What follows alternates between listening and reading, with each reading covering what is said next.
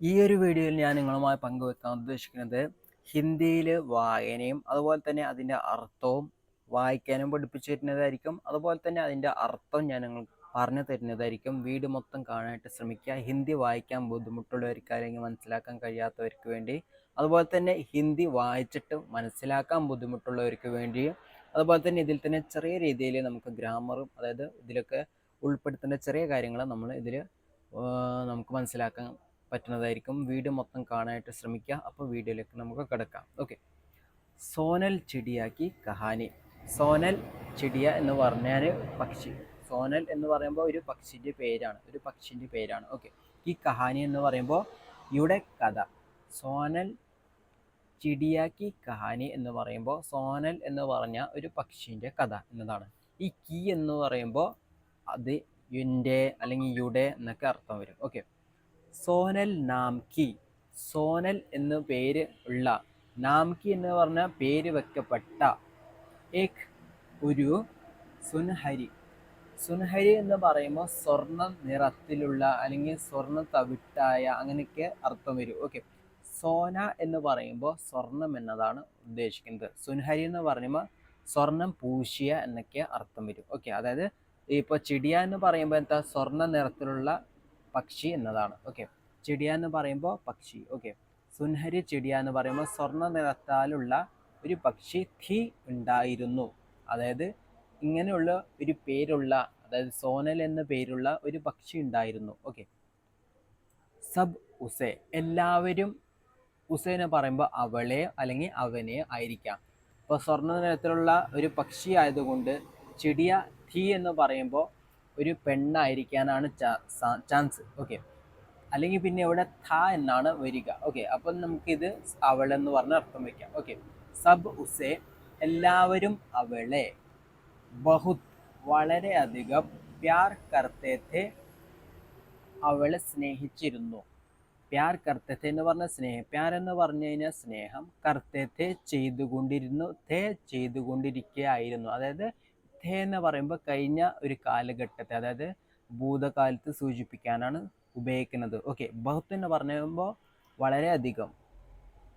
ഏക് bar, ഒരു പ്രാവശ്യം അല്ലെങ്കിൽ ഒരു ദിവസം. വഹ്, വഹ് എന്ന് പറയുമ്പോൾ ആരാണ്, ഈ സോനൽ എന്ന് പറഞ്ഞ ഒരു പക്ഷി. വഹ് എന്ന് പറയുമ്പോൾ അവളെ അല്ലെങ്കിൽ അവന്. ആസ്മാൻ മേ, ആകാശത്തിൽ. മേ എന്ന് പറഞ്ഞ ആകാശത്തിൽ. മേ എന്ന് പറയുമ്പോൾ ആകാശത്തിൽ എന്ന് വരും. വേറൊരു മേ വരുമ്പോൾ ഞാനെന്നൊക്കെ അർത്ഥം വരുന്നുണ്ട്. ഓക്കെ. അപ്പോൾ ഊഞ്ചി, ഊഞ്ച എന്ന് പറയുമ്പോൾ ഉയരങ്ങളിലേക്ക് അല്ലെങ്കിൽ ഉയരം എന്നതാണ്.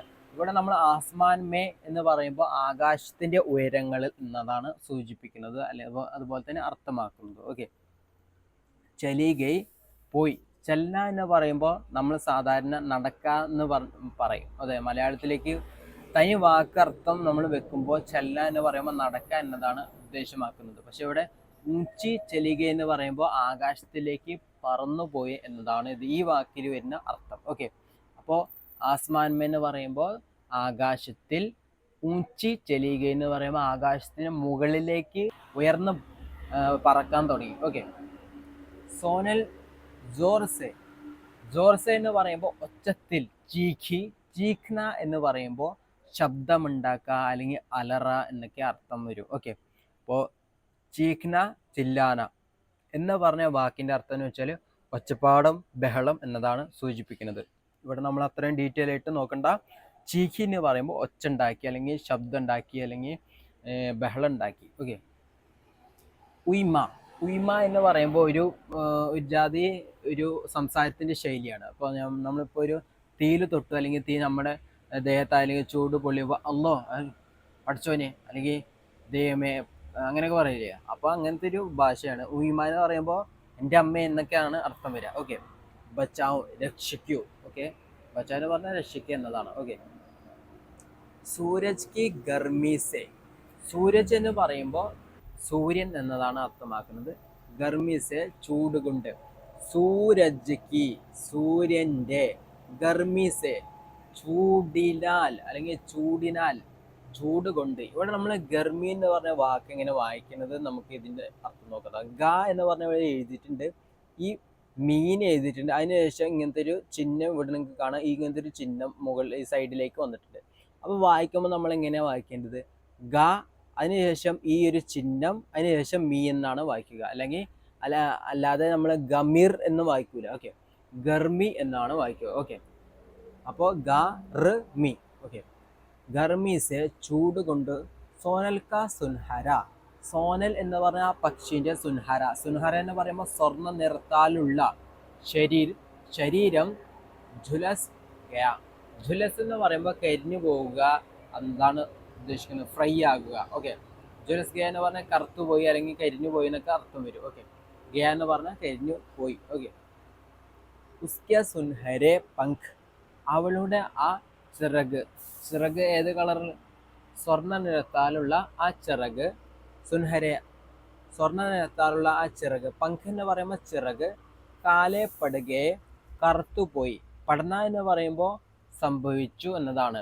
ഓക്കെ, പഠന വേറൊരു പഠനം എന്നത് അർത്ഥം വരും. അതുപോലെ തന്നെ വേറെ പല അർത്ഥം വരും. നമ്മളതിലേക്ക് ചർച്ച ചെയ്യണ്ട. ഇവിടെ വരുന്ന ഒരു സെൻറ്റൻസിൻ്റെ മീനിങ് എന്ന് പറയുമ്പോൾ കാലെ പടുകെ, കറുത്തുപോയി. അവളുടെ ആ സ്വർണ്ണ നിറത്താലുള്ള ചിറക് കറുത്തുപോയി. ഓക്കെ, വഹ് ഗും, വഹ് അവള്, ഗുംസും നിശബ്ദമായി അല്ലെങ്കിൽ മിണ്ടാതെയായി, ഓർ പിന്നെ അക്കേലി രഹനെ ലഗി. അതിന് ശേഷം ആ പക്ഷി അല്ലെങ്കിൽ ഈ സോനൽ എന്ന് പറഞ്ഞ ആ പക്ഷി ഗുംസും, ഗുംസും എന്ന് പറയുമ്പോൾ മിണ്ടാതിരുന്ന് ഒറ്റപ്പെട്ട്, അക്കേലി ഒറ്റപ്പെട്ട് കൊണ്ട് രഹനെ ലഗി താമസിക്കാൻ തുടങ്ങി. അതിനുശേഷം ഇങ്ങനെ സംഭവിച്ചതിന് ശേഷം ഈ പക്ഷി ഒറ്റപ്പെട്ട് താമസിക്കാൻ തുടങ്ങി. അബ്, ഇപ്പോൾ, വഹ് ബസ് ഗാത്തി രഹത്തി, ഇപ്പോൾ എപ്പോഴും പാട്ട് പാടലാണ് പതിവ്, അല്ലെങ്കിൽ പാട്ട് പാടലാണ് സാധാരണ. അബ് ഇപ്പോൾ, വഹ് എന്ന് പറയുമ്പോൾ പക്ഷി, ബസ് മാത്രം, ഗാത്തി രഹത്തി പാടൽ മാത്രമേ ഉള്ളൂ. ഓക്കെ, ഉസ്കി ആവാസിനെ സബ്ക മൻ ജീത്ത് ലിയ, അവളുടെ ആ ശബ്ദം എല്ലാവരെയും മനസ്സിനെ അല്ലെങ്കിൽ പിന്നെ എല്ലാവരുടെയും ഹൃദയത്തെ അടക്കി. അതായത് എന്താ പറയാ, എല്ലാവരും മനസ്സിനെ വിജയിച്ചു. അതായത് അവളുടെ പാട്ട് നല്ല രസമുള്ള പാട്ടാണ്, അതുകൊണ്ട് എല്ലാവരുടെയും മനസ്സിനെ കൈയടക്കി എന്നൊക്കെ പറയില്ലേ നമ്മൾ മലയാളത്തിൽ. അതുപോലെ തന്നെ ഉസ്കി ആവാസിനെ, അവളുടെ ശബ്ദം, സബ്കാ മൻ എല്ലാവരുടെ മനസ്സ്, ജീത്തിലിയ വിജയിച്ചു, എല്ലാവരുടെയും മനസ്സിനെ വിജയിച്ചു. വിജയിച്ചു എന്ന് പറയുമ്പോൾ എല്ലാവരും മനസ്സിന് പറ്റിയ അല്ലെങ്കിൽ എല്ലാവർക്കും പറ്റിയ ഒരു ശബ്ദമായി അല്ലെങ്കിൽ സൗണ്ടായി. ആവാസ് എന്ന് പറയുമ്പോൾ ശബ്ദം എന്നതാണ്. ശബ്ദമല്ലല്ലോ, എന്തെങ്കിലും പാട്ടുണ്ടായാലല്ലേ രസം ഉണ്ടാവുള്ളൂ. അല്ലാതെ ഒരുത്തിൻ്റെ ശബ്ദം എന്ന് വെച്ചാൽ എന്താ ഉദ്ദേശം?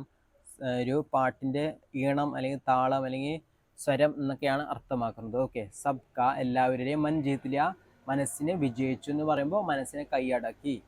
സോനൽ അപ്നി ആവാസ് കെ കാരൻ, സോനൽ സ്വന്തം, ആവാസ് കെ ശബ്ദം കാരണം, പെഹച്ചാനി ജാനി ലഗി പരിചയമാവാൻ തുടങ്ങി. അതായത് ഞാൻ ഒന്നുകൂടി പറയാം. സോനൽ സ്വന്തം, ആവാസ് കെ കാരൻ ശബ്ദം കാരണം കൊണ്ട്, പെഹച്ചാനി ജാനി ലഗി മറ്റുള്ളവരുമായി തിരിച്ചറിയാൻ തുടങ്ങി. അതായത് പെഹച്ചാൻ എന്ന് പറയുമ്പോൾ തിരിച്ചറിയുക എന്നതാണ്. ജാനി ലഗി മനസ്സിലാക്കാൻ തുടങ്ങി. അതായത് ഒരു ശബ്ദം കൊണ്ട് മറ്റുള്ളവർക്ക് തിരിച്ചറിയുന്ന ഒരു പക്ഷിയായി മാറി എന്നതാണ്. ഇപ്പൊ നമ്മളിപ്പോൾ പറഞ്ഞു കഴിഞ്ഞാൽ, ഇപ്പോൾ ഒരു ഉമ്മ സ്വന്തം കുട്ടീനെ ഇപ്പൊ എങ്ങനെ തിരിച്ചറിയാം? മുഖം നോക്കിയിട്ടില്ലേ? അതുപോലെ തന്നെ ഒരു സ്വന്തം ഇപ്പം മുഖം പോയി അല്ലെങ്കിൽ പിന്നെ ആക്സിഡന്റ് എന്തെങ്കിലുമൊക്കെ പറ്റി, ഓക്കെ, അതിനുശേഷം പിന്നെ ഉമ്മയ്ക്ക് ഒരു ഇതുണ്ടാവുമല്ലോ, ഇവന്റെ ഇവിടെ ആയിട്ട് ഒരു എന്താണ് മറകുണ്ടെന്നോ അല്ലെങ്കിൽ പിന്നെ ഇവിടെ ഒരു പാടുണ്ടെന്നോ, അങ്ങനെ നമ്മൾ തിരിച്ചറിയില്ലേ? അപ്പൊ അങ്ങനെ തന്നെ ഈ പക്ഷിയെ തിരിച്ചറിയാനുള്ള ഒരു കാര്യമായി മാറി പിന്നീട് എന്ത്? ശബ്ദം. ഓക്കെ, കഹാ ജാത്താ ഹെ, ഇപ്പോൾ പറയപ്പെടുന്നു, കി സോനൽ ചിടിയാഹി കോയൽ ബൻ ഗൈ, ഈ സോനൽ എന്ന് പറഞ്ഞ പക്ഷി തന്നെയാണ് ഈ കുയിൽ. കോയൽ എന്ന് പറയുമ്പോൾ കുയിൽ എന്ന് പറഞ്ഞ പക്ഷി. പറയപ്പെടുന്നു എന്ത്? ഈ സോനൽ പക്ഷി തന്നെയാണ് ഇപ്പോൾ ആയിട്ടുള്ള ഈ കുയിൽ എന്ന് പറഞ്ഞ പക്ഷി. അതായത് മുമ്പ് ഇങ്ങനെയുള്ള ആയിരുന്നു, പിന്നെ കറുത്തു പോയതിനു ശേഷം പിന്നെ ഇങ്ങനെ കുയിലായി മാറിയതാണ് എന്നതാണ് ഇപ്പൊ പറയപ്പെടുന്നത്. ഓക്കെ, കഹാ ജാത്താ ഹെ, ഇപ്പോൾ പറയപ്പെടാണ് എന്ത്? കി പറയപ്പെടുന്നു, ഹേ എന്ന് പറയുമ്പോൾ കഹാ ജാത്ത എന്ന് പറയുമ്പോൾ പറയപ്പെടുന്നു. അതിനുശേഷം എന്തെന്ന് പറഞ്ഞ ഒരു ക്വസ്റ്റ്യൻ വരും. അപ്പോൾ അതാണ് ഇത് കി എന്ന് പറഞ്ഞ വാക്ക്. എന്താണ്? സോനൽ ചിടിയ. സോനൽ എന്ന് പറഞ്ഞ ഈ പക്ഷി തന്നെയാണ് മറ്റേ പക്ഷി. അതായത് അപ്പോൾ അതിനെ കുറിച്ചാണ്. അപ്പം ഞാൻ ഒന്നുകൂടെ പറയാം. കി ചിടിയ ഹി, ആ പക്ഷി തന്നെയാണ് കോയൽ ബൻഗെ, ഇപ്പോൾ കുയിലായിട്ടുള്ള പക്ഷി എന്ന് ചുരുക്കം പറഞ്ഞു കഴിഞ്ഞാൽ. അപ്പോൾ ഇതൊരു ചെറിയൊരു കാര്യമാണ്. അത് നിങ്ങൾക്ക് ഇന്നത്തെ വീഡിയോ ഈ കാര്യം മനസ്സിലായി കരുതുന്നു. അപ്പോൾ ഇന്നത്തെ വീഡിയോ ഇത്ര തന്നെ ഉള്ളൂ.